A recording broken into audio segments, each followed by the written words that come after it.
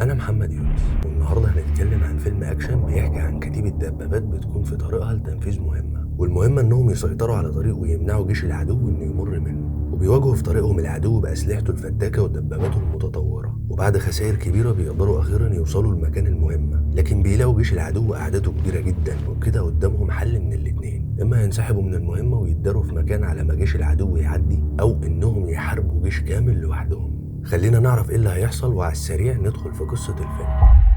بتبدأ الأحداث مع دون اللي بيكون قائد كتيبة دبابات في الجيش الأمريكي، وبيكون ده يوم جديد بعد ما الكتيبة بتاعته أبيدت بالكامل، ما تبقاش منها غير دبابة واحدة، ودلوقتي طقم الدبابة بيحاولوا يصلحوها علشان يقدروا يرجعوا للمعسكر تاني، وفعلا بيقدروا يصلحوها، وبينطلقوا في طريقهم وسط القصف والانفجارات، وبيحالفهم الحظ وبيوصلوا أخيرا للمعسكر. الكل بيبقى مصدوم لأنهم كانوا فاهمين إنهم ماتوا، وبيكون واحد من طقم الدبابة اتقتل أثناء المعركة. الكل بيبقى حزين عليه، لكن دون بيقول لهم مش وقت حزن خالص، الحرب لسه ما انتهتش، وبيأمرهم يملوا الدبابة بالذخيرة والأكل والشرب، وبيسيبهم ويمشي، وبيروح لمكان محدش شايفه فيه، وبيسيب نفسه اللي كان مسيطر عليها بصعوبة، وده علشان ما ينهارش قدام جنوده، ومن الواضح إنه شاف أهوال الفترة اللي فاتت، لكن بيقدر يتماسك. وأثناء ما هو راجع لجنوده تاني بيندى عليه واحد اسمه نورمان، وبيقول إنه الفرد الجديد اللي هينضم للطاقم بتاعه بدل اللي اتقتل.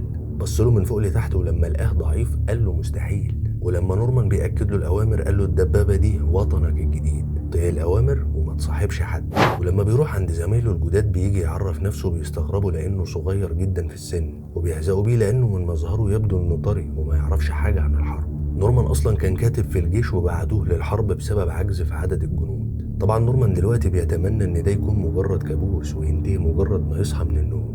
اما زميله توب فبيقطع حبل افكاره وبيقول له هات ميه علشان تنظف المكان اللي هتقعد فيه، ولما بينزل جوه الدبابه بيلاقي دم وقطع غيار بني ادمين في كل مكان، ما بيستحملش وبيطلع بسرعه، ولما بيشوف شاحنه مليانه جثث راجعه من الحرب بيدرك وقتها انه واقع ومش مجرد حلم. في الوقت ده الجنود بيمسكوا جندي الماني، فدون ما بيستحملش يشوفه قدامه وبيهجم عليه علشان يقتله، لكن الجنود بيمنعوه. وبيقول لنورمان لما تشوف اي حد منهم اقتله بدون تفكير، وبيساله قتلت حد قبل كده؟ بيقول له لا. دون بيأمر زمايله انهم يدربوه على السلاح، وبيروح علشان يعرف الخطه. القائد بيقول لهم الرقيب دون هيكون الرقيب التنفيذي للوحده، وبيشرح لهم الخطه وبيتحركوا للمهمه الجديده، وبتكون الدبابات ماشيه في طابور، واول دبابه اللي فيها قائد الوحده. في الوقت ده نورمان اللي مهمته المراقبه بيشوف حد بيتحرك وماسك سلاح لكن ما بيعملش حاجه، وبيطلع جندي من الالمان وبيضرب دبابه القائد. دون بينقذ الموقف وبيقتله فورا هو واللي معاه، اما نورمان بيشاهد ومش مصدق اللي بيحصل. القائد النار مسكت فيه وبيصرخ من الالم، لكن ما بيقدرش يتحمل وبيقتل نفسه. دون بيقول لنورمان انت السبب، ازاي ما ضربتهمش لما شفتهم؟ فنورمان بيعتذر وبيقول له انه كان مجرد طفل، فبيقول له دون شايف الطفل ممكن يعمل ايه. وبعدها دون بيبلغ باقي الدبابات انه القائد الجديد، وبيكملوا طريقهم لحد ما بيوصلوا لمكان تاني للجيش الامريكي، وبيستقبلهم واحد وبياخد دون للقائد، وبيقول القائد لدون ان جزء من جنوده محاصرين من الالمان وموقفهم سيء، وبيطلب منه انه ينضم ليه بوحده المدرعات اللي معاه علشان ينقذوهم. وبيتحركوا سوا لحد ما بيوصلوا لمكان المعركه، وبينزل الجنود وبيستخدموا الدبابات كدرع ليهم، وبينضم ليهم اللي اتبقى من الجنود اللي كانوا محاصرين. وفجاه بينضرب عليهم نار من العدو، لكن بسرعه العدو بيتحول لبرجر، وبيفرحوا ان المعركه انتهت بسرعه، لكن اتضح ان العدو كان لسه بيسخن. بيضرب عليهم مدفع مضاد للدبابات، بس بيقدروا يتغلبوا عليه في النهايه، وبيطلع انه مش الوحيد. في البداية مش بيكونوا عارفين يحددوا مكانه، لكن مجرد وقت وبيدمروه تماما، وبيبدأوا يضربوا نار بشكل عشوائي لأن ممكن يكون في حد متربص بيهم. وفعلا بيطلع في جنود مستخبيين في حفر علشان يفاجئوهم، لكن الوحدة بتصفيهم كلهم. جوردو بيقول لنورمان اضرب على الجنود اللي على شمالك. نورمان بيلاقيهم ميتين وبيرفض يضربهم. جوردو بيقول له ممكن يكونوا بيمثلوا انهم ميتين، وبعد كده يقوموا يضربونا في ظهرنا بعد ما نعديهم. نورمان بيبكي وما بيقدرش يضربهم، وبعد ما بتخلص المعركة الجنود بيمسكوا أسير ألماني. دون بينده لنورمان علشان يقتله، ولما بيرفض بيقول له ده هنا علشان يقتلك، إما تقتله أو هو هيقتلك. طبعا دون مش تافه ولا بيستهزأ بيه، هو مدرك تماما إن وجود شخص ضعيف في الطاقم بتاعه يعني الله يرحمه، وبناء عليه بيخيروا اما تقتل الجندي او انا هقتلك. نورمان بيفضل انه يتقتل ولا انه يقتل، ان دول بيجبروا انه يقتل الجندي علشان يترجل.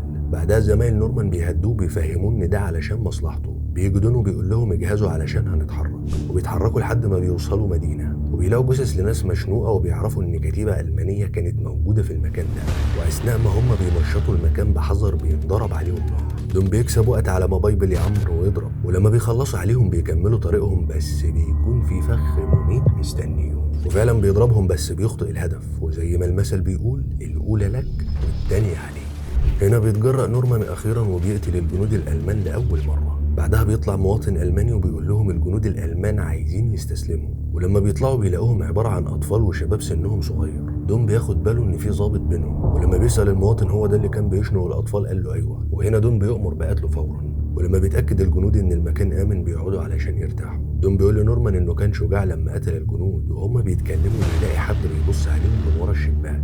بيطلعوا يفتشوا المكان بيلاقوا واحدة مستخبية وخايفة، ولما بيلاقي باب مقفول بيشك إن في حد جوه، وفعلا بيلاقي بنت عمها مستخبية تحت السرير. رغم إن دون بيكره الألمان لكن بيعاملهم باحترام وما بيعتديش عليهم. بينده للبنت ولأنه بيتكلم ألماني بيعرف إن اسمها إيما، ولما بيلاقيها خايفة بيطمنها وبيعطيها أكل وبيطلب منها تطبخ لهم. ولما بيجي وقت الأكل بيدخل زمايل نورمان وبيضايقوه هو وإيما. دون بيقول لهم اللي هيلمس البنت هكسر سنانه، وبيتضح إنهم كانوا بيعملوا كده لأنهم بيكرهوا الألمان. وجوردو بيبدأ يحكي الأحداث المؤلمة اللي شافوها على إيد الألمان في الحرب. بعدها بيجي استدعاء لدون علشان القائد يشرح له المهمة الجديدة، وهو بيشرح له بيحصل قصف من الطيران الألماني. نورمان بيستخبى بسرعة تحت الدبابة، ولما القصف بينتهي بيلاقي بيت إيما اتدمر، ولما بيجري يشوفها بيلاقيها ماتت. بعدها بتتحرك الوحدة للمهمة الجديدة وهم في طريقهم دبابة منهم بتنضرب بقذيفة. بتطلع دبابة ألمانية ضربتهم مش بتأثر فيها لأن دبابات الألمان متطورة جدا عن دباباتهم، بينما الضربة منها بتكون القاضية.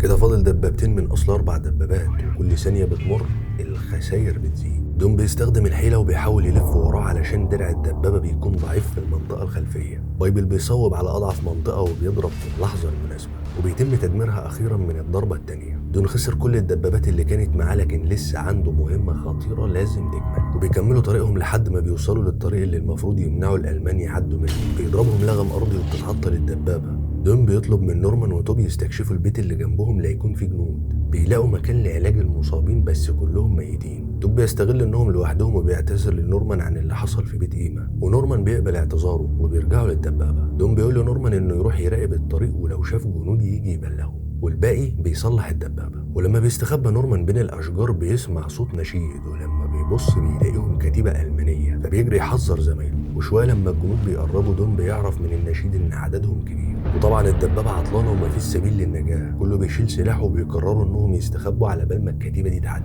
أما دون بيطلع يقف على الدبابة وبيقول مش هيعدوا إلا على جثتي. الجنود بيعارضوه لأول مرة، ولما بيقولوا له اللي بتعمله ده انتحار بيقول لهم استخبوا انتوا ورا الشجر لكن أنا مش هسيب مكاني. نورمان بيقول له أنا مش هسيبك لوحدك. بعدها كلهم بيقولوا إحنا كمان مش هنسيبك. وفي اللحظة دي دون بيقول لهم هاتولي جثث الميتين اللي في البيت، وبيبدأوا يعملوا فخ للألمان وبيلبسوا الجثث هدومهم وبيولعوا نار، وده علشان يبدو إنها بقايا معركة وإنهم ميتين. ولما الجنود بيقربوا منهم بيرموا عليهم قنابل، ونورمان بيشتغل جلد فيهم. وبايبل بيفجر شاحنة محملة جنود، ويبقى كده قضى على عدد كبير بضربة واحدة. الجنود بيجروا يستخبوا في البيت لكن بايبل لهم في المصاب. وبعد تبادل إطلاق النار لساعات الذخيرة بتخلص من نورمان، لكن الذخيرة موجودة بره الدبابة.